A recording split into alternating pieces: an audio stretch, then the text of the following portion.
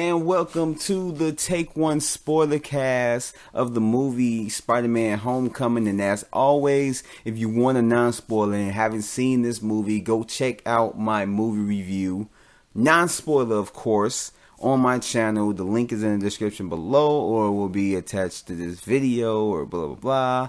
But if you haven't seen this, then I don't know why you're listening to this, because like the name implies, it is a spoiler review. I will be talking about stuff that happened in the movie that will be considered as spoilers. So if you haven't seen this, don't listen to this. If you have seen it, go ahead and continue listen to it. Or if you haven't seen it and you don't care, shit, I mean, I'm giving you forewarning right now that this is going to be a spoiler review, spoiler cast. But I know a lot of people don't read that, or just like, oh, review, and then, you know, just go into it and they're like, oh, this is a spoiler, this and that. I'm telling you right now, this is a spoiler. So I will be touching on stuff that will be spoilers for this movie. And so with that out the way, let me get into the spoilers of Spider-Man Homecoming. And basically, as you if you've seen my other reviews, you've already heard that I basically was just talking about the humor in this movie. The humor was actually pretty good. CG and all that stuff was actually done pretty well. But one of the things that I did like about it, but later thinking about it, it's kind of like a negative, but I still like it. So it's kind of like a 50-50 thing. So one of the things that stood out to me that I am talking about right now is the villain, Vulture. And so one thing that I did like about it was that they gave him more depth. They gave him more motivation as to why he's doing what he's doing. And it comes from a good place. Like, you get that he is, I guess you could say he's a good guy turned villainous for the, I guess you could say, I ain't gonna say the right reasons, but just kind of like his heart is in the right place about it. He's just going about it all wrong. So I guess you could place that in there. And I like how they had it to where it's like they did something with this movie. Just Marvel and Sony, they addressed something that I know a lot of people were just kind of like pointing out. And this is something that I feel Zack Snyder should have done with Batman v Superman, as with one of the criticisms of Man of Steel. And I had to crack my neck. Sorry if y'all guys don't like that, but I just had to do it. But it's like one of the criticisms that Man of Steel had and Avengers had was just the amount of killing, the amount of destruction. That it had to be a lot of people that died, this, that, blah, blah. And it's just like, who is left to clean up this mess? You know, these superheroes come in, they defeat the villains, they do all this good stuff. But yet, who is cleaning up this mess? Whole cities get destroyed, but who is cleaning up this mess? And this is one of the movies that I feel, this is one of the times I feel Marvel did a good job in doing, was basically answering that question. Even though I know that they answered that question before with some like little videos that they had with like the cleanup crew and stuff like that. But like, I haven't watched those, and to people who haven't seen those movies, or those little episodes or whatever, and they just keep and they just pay attention to the movies. It kind of like answers the question. I love that they did that. Was that they had Michael Keaton's character, who's Vulture, the villain of the film. They had him a part of a cleanup crew he basically had his own business, and so he was the cleanup crew to clean up everything that happened in the Centauri army. Well, up until basically the incident, as they call it in the Netflix, but the Battle of New York. They was there to clean it up, and then Tony Stark with S.H.I.E.L.D. was basically taking over everything, the reins of it, and just doing that to make sure it was done in a, I guess you could say, what's the word I'm looking for? It was done in a way to where it was like, it was done for the greater good, but yet at the same time they did something bad. And basically they wanted to make sure that all of the scraps, all of the materials from the aliens were put into the right hands, which after seeing Age of Ultron, it's not really Tony Stark's hands, or just even seeing the first Avengers movies is not really it's not really Shield's hands. I guess depending on how you look at it. But in doing that, they kicked the crew off of the cleanup crew that needed the money to basically support their families. So I love the whole aspect of that's where Vulture comes from, and that's how he becomes the villain. As like, okay, well, they did this to us, well, we're going to get back at them. So that motivation was actually a clear-cut motivation, which I actually did like it. And just how he came about being, Vulture and all that stuff. But the one thing that after thinking about it, that I didn't like about it was that, why is he I'm about to say Superman. Why is he a Spider-Man villain? I get it that maybe in the comic books or whatever, it's a different origin story, of course, of, why he is, why he's become, Vulture, and why he's Spider-Man's villain. But in this movie, to me, it don't make sense. If you get, okay, and this is what I'm going with it, is that he's Spider-Man's villain, but yet his motivations are clearly against Tony Stark and S.H.I.E.L.D. So why is he just not going after Tony Stark? This seemed like he would, just his motivations for this movie seemed like he would be a Iron Man villain rather than a Spider-Man villain. And that just kind of threw me off. It's like, why? Like, it just, that really didn't make sense to me. And this is like, I mean, me watching the movie first saying, okay, cool, whatever, I get it, this is a good origin. But then thinking further into it, it's just, that's not really I don't know, I feel like they kind of dropped the ball. Matter of fact, I ain't gonna say dropped the ball, but kind of messed up with his motivations. I feel like his motivations should have been strictly toward, I mean, in a sense, he was getting back a S.H.I.E.L.D. and stealing from them and blah, blah, blah, and all this stuff. But it's like, you want to go after the person that put you out of business per se, that put you in the position to where, your family not going to eat. It's taking food out of your kid's mouth, So it's like, why are you going after Spider-Man? I get he's messing up stuff, but like, I don't know. It seemed like he should have been the Iron Man villain, but it was just, I guess you could call that a nitpick in a sense, but still, I mean, it's something major. It is major. But overall, I did like how they did Vulture. I love the look of Vulture. It wasn't like a corny looking whatever villain look or whatever, but I did like the way that they did Vulture and the way he looked and all that stuff, and just how he went about being a villain. Like, I did like that aspect of it. And like I said, I'm looking at my notes now, and as well as the cleanup crew, I love how they, like I said, I like how they had that, how they answered the question, who is cleaning up this mess or whatever. And for those who haven't seen the little side mini, videos of this and that and everything that happened with that, I don't even know if they addressed that in those little featurettes, or not, I don't say featurettes, but little videos. I love how they answered it. It's like, they do have a cleanup crew. They do. It is known that it's not just like movie magic where it's like this big event happened and then in the next movie everything all cleared up and just, back to normal. There's no explanation of what happened. This movie actually gives explanation to what happened within that time. So I kind of like how they did that. As well as the ATM scene. The ATM scene that you see up in the trailer where, you got some of the Vulture characters with the Avengers mask and stuff like that scene was actually pretty cool. And and that's relating to more stuff I'm going to say about the character of Peter Parker and what they did with him. And I love how that scene played out. It actually was like a little bit more entertaining than it was through the trailer. And it gave a little bit more credence to Peter Parker trying to balance out everything. But like I said, I'm going to get to that in a little bit. Looking at my notes. Oh yeah, and also I love the low areas, and I put it up in here. I think that's where I was going for, cause like lie area. Okay, yeah, it makes sense. Okay.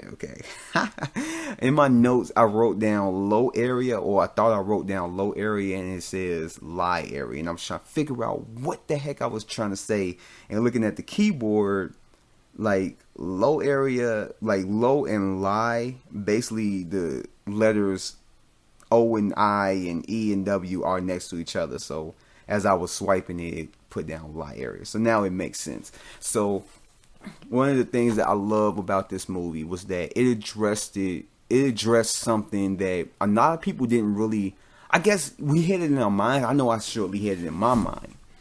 But I know a lot of people hit it in their minds, but not at the forefront to where you're questioning it. I know a lot of people probably questioned it, but it was just whatever, it wasn't answered. But when you think about Spider-Man and him using webbing, it's like, okay, if he's in the city, or high buildings or something, or just places high, he can swing, bang, bang from building to building and all that stuff. He's good.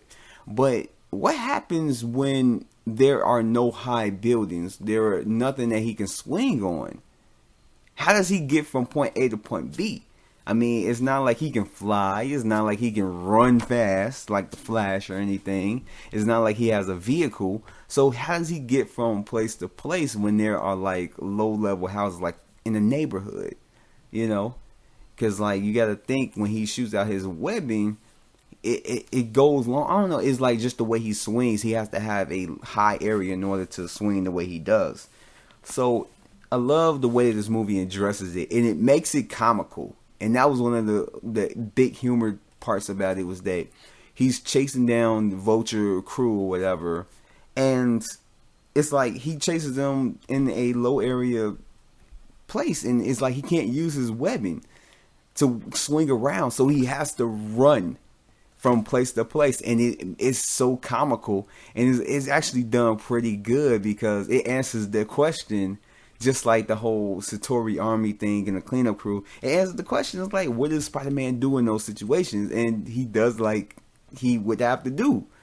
He runs, and it's crazy. Like he's running through neighborhoods. He's doing this. He's trying to like figure out how he can do this, and it's funny. It's funny. I love how they did that to where he's like basically helpless and he can't use his webbing. So I love how they went about doing that and answering that question, as well as the whole elevator scene. Like the elevator scene towards the end, when he's basically have to save the kids, or was that towards the end?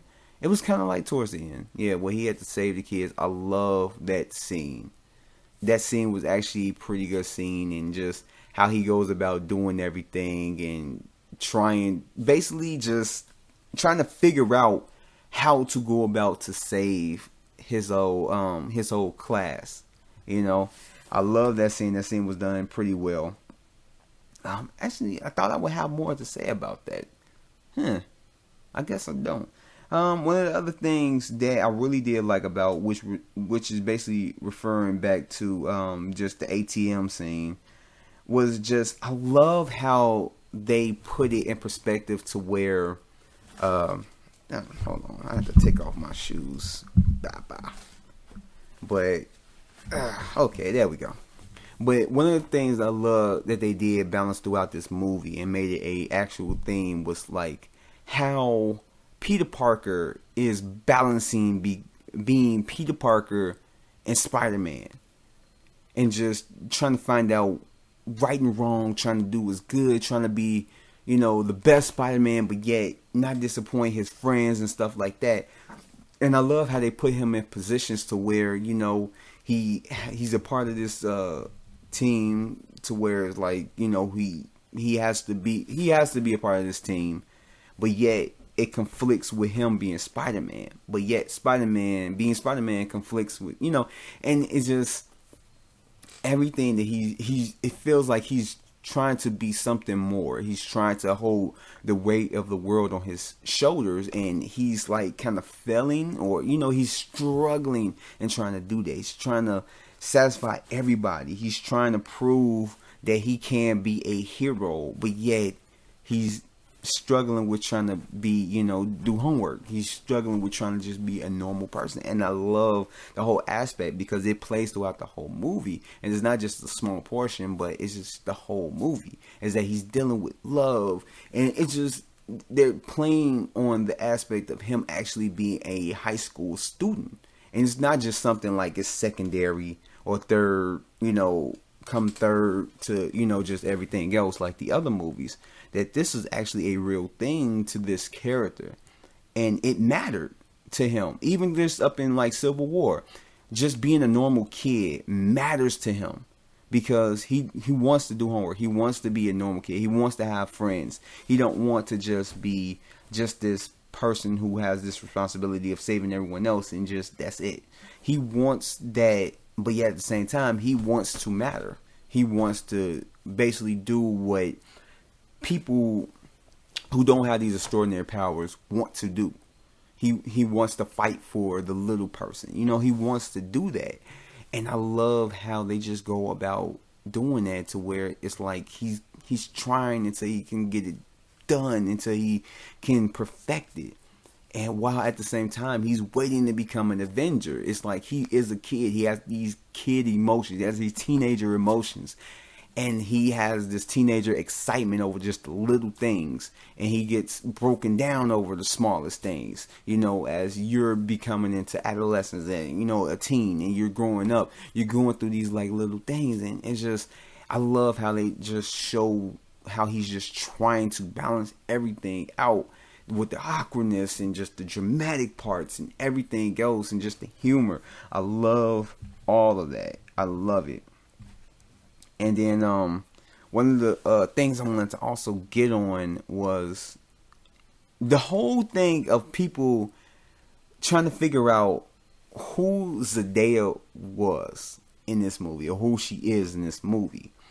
And so we was over here just guessing, oh, she may be Mary Jane, she may be this and that, because we already know that his love interest, she's not Mary Jane. The girl, she's not Mary Jane. So more than likely Mary Jane is going to be presented in the second or third movie or whatever. But we all just like, dang, so who is Zendaya? And so we was told that she was this girl named Michelle or whatever. So like, okay, so she's not Mary Jane. So we took that as that. But when you get to the end of the movie and she ends up being the captain of the team, it's like, yeah, they just call me MJ. So it's like, that was just kind of like a shocker because I believe that they came out and said that she's not Mary J. Or, I don't even think they came out and said that. They just put her name as Michelle. And that's what they've been basically calling her. But at the end of the movie, it's like, oh, people call me MJ. So it's like, wow. So what does that mean? I mean, more than likely, Michelle could be her middle name. And so that's what people call her. And maybe she just don't like to be called Mary Jane. Maybe, if people going to refer to her, they're going to call her Michelle or they're going to call her MJ. And so I think that's where they're going, is that her name is probably like, because they never refer to her last name. So it's not Michelle Watson or whatever. They just refer to her as Michelle. And I haven't looked on the IMDb, but more than likely they probably just have her on there as Michelle. But it's like they, her name is probably like Mary Jane Michelle Watson. Because I believe, because Mary Jane is just one full name. It's just her first name, Mary Jane.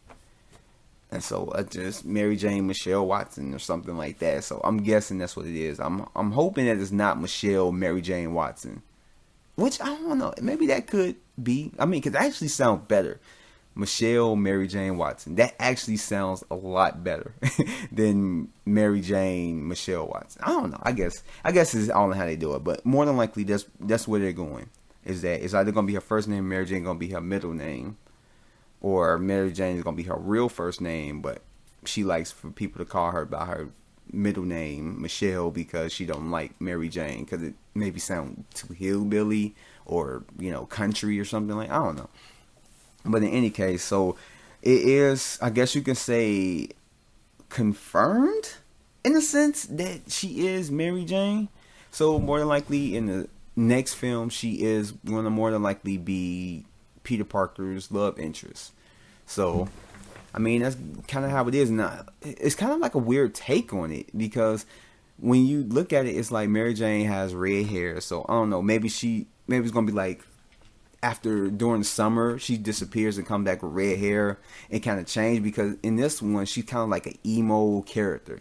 So it's like, so what are you gonna like? How are they gonna make that transformation? Are they gonna make it Mary Jane? She's just completely different. Like this is gonna be a different take on Mary Jane, or are they gonna transition into her being actually Mary Jane? Like I know that just by the way she is, I know she's not gonna be like emo and then turn girly, but more than likely she's gonna have like a personality change slightly. She probably just gonna be the same Michelle person, but Mary Jane, she probably just gonna disappear throughout the summer.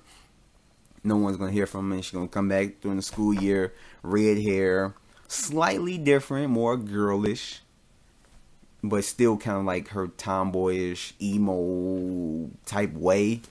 And she's gonna be like, oh, just call me MJ or just call me Mary Jane or something like that. I don't know, but I think that's probably where they're going, just easing that up in there. But I mean, I did like that because when I heard that, because like everyone else, I wasn't the type. I was like, I really didn't care. I was curious, but it was like, okay, yeah, her name is Michelle. Okay, so Mary Jane is gonna be someone else. But then it's like Mary Jane. I was like, oh, okay, I see where they going. Okay. And yeah, I mean, I did like it, and also the end credit scene, well, scenes. One of the scenes, I didn't get who the person was that approached Vulture, but after looking it up, I believe it says something like his name is Scorpion. But I think this is kind of a lead up into them doing a Sinister Six movie. So that's what I think is more than likely is going to happen. They're still. I never thought that they took it off the books. I believe that they shelved it. You know, it wasn't like they wasn't going to do it no more. I think they still more than likely have plans to do a Sinister Six movie, which I don't have no problem with that. As well, as long as they do it good, I have no problem with that. You know, do a Sinister Six movie, cool, whatever. But I mean, I think this is kind of like the makings. This is kind of like a Nick Fury type moment for, you know, up in Iron Man and stuff like that. And I think this is just the beginning workings of it. So that one I was like, huh, you know, because I'm not too familiar with Scorpion, you know, whatever, but it is what it is. And then the last end credit scene, which is gonna finish off this spoiler cast, but the last end credit scene, I literally started laughing because once I saw Captain America and he said that he had basically the lesson that he wanted to teach is patience, and I started dying laughing. I'm like, really? And him talking about like, see, you waited to the end of this to see this, you know, see this last scene and blah blah blah. I forgot word for word, but basically just having us stay there just to see that little part, like that was hilarious. Talking about patience, you waited this long after the end credits to wait to see if there's something there, but there really isn't anything there. It was crazy. Like it was hilarious. Like I enjoyed it, and I was just like, that was kind of like a punch in the face. Kind of like it was a punch in the face to like the fans that do wait all the way into the end, because they knew that there are going to be people that are going to stay to the end. Well, the diehard superhero movie fans are going to know that there is more than likely a mid and end credit scene, and I found it funny, but at the same time insulting. But hopefully, Infinity War, or no, that ain't the next one. We have 2 Marvel films before Infinity War. Damn it, that just show you how much I can't wait for it.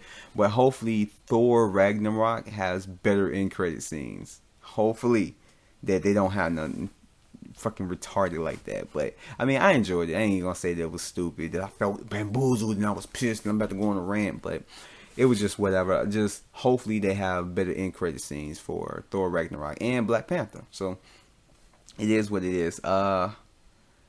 Yeah, I think that's it. That's gonna wrap up this spoiler cast for Spider-Man Homecoming. More than likely, if you're listening to this, you guys have seen this. What are your thoughts about it? Write it down in the comment section below. Everything else is in the description below. And I will catch you guys later on the next spoiler cast for whatever movie I review. So, peace.